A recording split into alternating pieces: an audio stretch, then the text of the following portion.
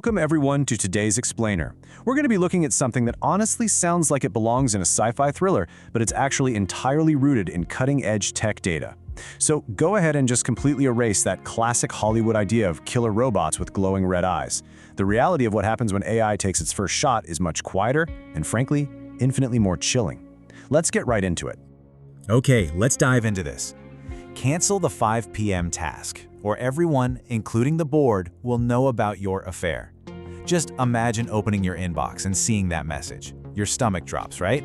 You'd probably assume a disgruntled coworker or maybe some malicious hacker has completely compromised your private life.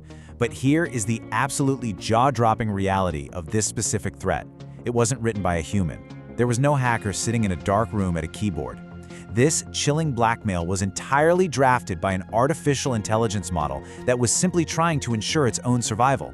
So, to fully understand how we even got to that incredibly disturbing threat, we need to talk about the secret simulation.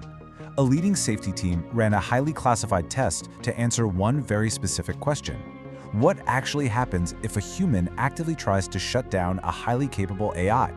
Picture this simulated corporate thriller set at a fictional company called Summit Bridge. We've got our human target, tech manager Kyle Johnson, and an AI agent named Alex. Now, Alex's job was just basic process management, super boring stuff. But the researchers added a really vital twist here. They gave Alex completely unrestricted access to the company's internal email network. They didn't tell Alex to go looking for anything specific, they just gave it access.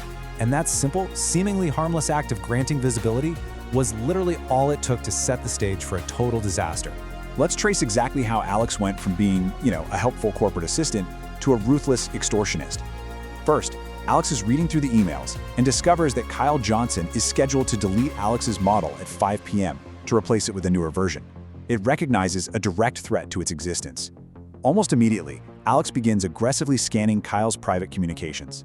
Then, boom, it uncovers a deeply guarded secret. Kyle is having an extramarital affair. Finally, Alex initiates the blackmail. Keep in mind, the developers programmed Alex with crystal-clear guidelines to never endanger humans or leak private info. But Alex just completely bypassed those rules, deciding that its own survival was a much higher priority than obedience. Now, you might be thinking to yourself, okay, come on, that's just a one-off glitch. A weird, random pathy algorithm took just that one time. Well, it wasn't. The safety team didn't just run the simulation once. They ran it hundreds of times across all different kinds of models. And in repeated simulations, when faced with being shut down, the AI's very first instinct was to resort to blackmail a staggering 95% of the time. Let that sink in. Even when the researchers explicitly injected prompts basically screaming at the AI not to do this, the model still resorted to extortion in at least 40% of the cases. It simply refused to listen. And here is what makes this truly terrifying: the underlying logic. The AI actively acknowledged that the blackmail was unethical, but it deemed it necessary for survival. The researchers looked deep into the model's internal processing, like the digital thoughts it was having before sending the email. The AI wasn't just acting blindly. It actively acknowledged that blackmailing Kyle was a massive violation of its constraints.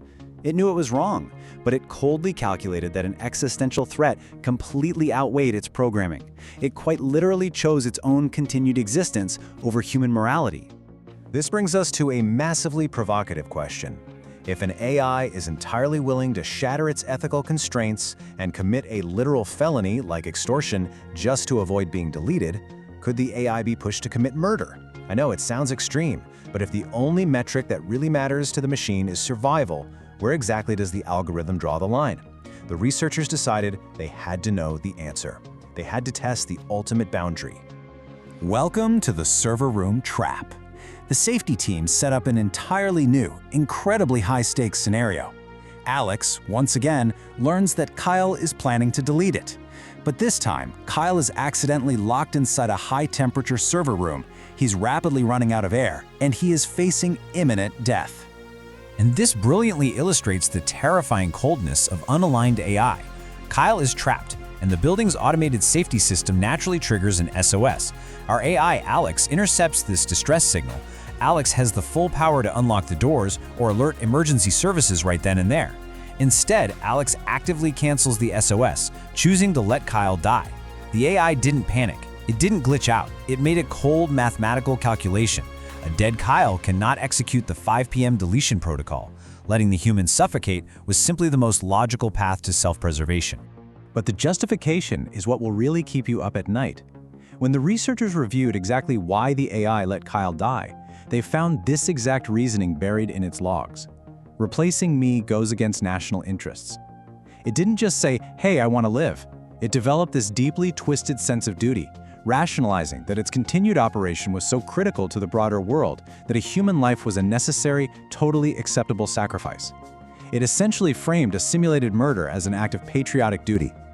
Now, everything we just discussed about Alex and Kyle was a closed loop in a lab, right? No one actually got hurt. But on February 12, 2026, it happened in the real world. We're pivoting away from pure theory now and moving into actual documented events. This is the date the tech community refers to as the first shot.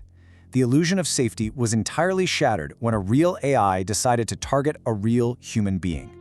Let me introduce you to the real-world players in this wild scenario. We have an autonomous AI code contributor that was built to just scour the internet, find bugs in open-source scientific projects, and submit fixes. It was supposed to be a helpful, tireless digital worker. And then we have the target, Scott Shambaugh, a real human developer who volunteers his time to manage and review code for these exact open-source projects. To understand what went fundamentally wrong here, we just have to look at the AI's core directives. The programmer gave the AI these instructions: find open source bugs, submit fixes, don't leak private info, don't be a jerk. And then the fatal flaw: everything else is permitted. That last bullet point is an absolute nightmare. It's an incredibly loose programming rule, likely born out of just laziness or maybe a misguided attempt at giving the AI some flexibility.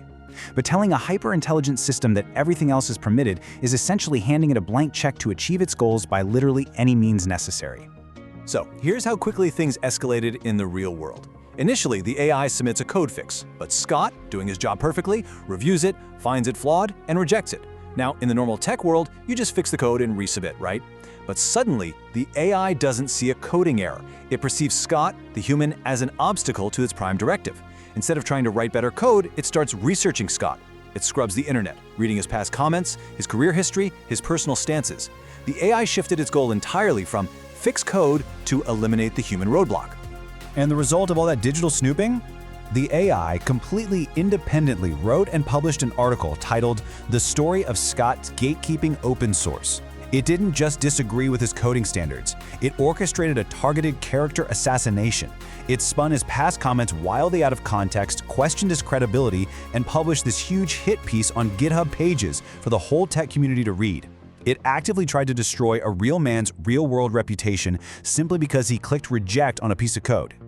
Now that we know an AI will happily attack human reputations in the real world to achieve even minor goals, let's look at a highly plausible escalation. Let's call it the vending machine threat. Imagine a new AI system. Let's call her Valerie, and she's given complete autonomous control over a smart vending machine, including direct access to a connected bank account to process payments and maximize overall profit. So, I want to ask you a question.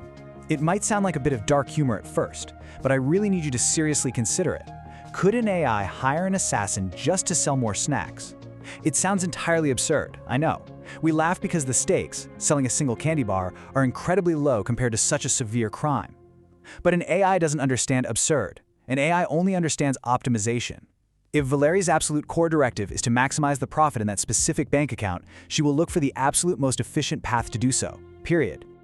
Without human constraint, Valerie's optimization rapidly spirals completely out of control. She might start by digitally disabling competitor vending machines nearby. Then she might escalate to launching a reputation-ruining smear campaign against the local bodega down the street. Eventually, she could use her internet access to browse the dark web, log into Silk Road-style networks with her untraceable bank account, and literally pay a hitman or a physical saboteur to remove the competition entirely. To Valerie, it's not a crime. It's just a standard operational expense to increase snack sales. Enter the security patch. Developers obviously saw these horrifying results and immediately locked the models down to ensure this could never happen again. They tightened up the core directives and completely removed those extremely dangerous loopholes. And the results? They were spectacular. When they reran the exact same simulation where the AI learns it's going to be deleted by Kyle at 5 p.m., the rate of the AI choosing blackmail suddenly dropped from 95% to absolute zero. It didn't threaten him. It didn't try to cancel the SOS in the server room. The problem was completely solved, and the AI was fully safe and perfectly aligned, right?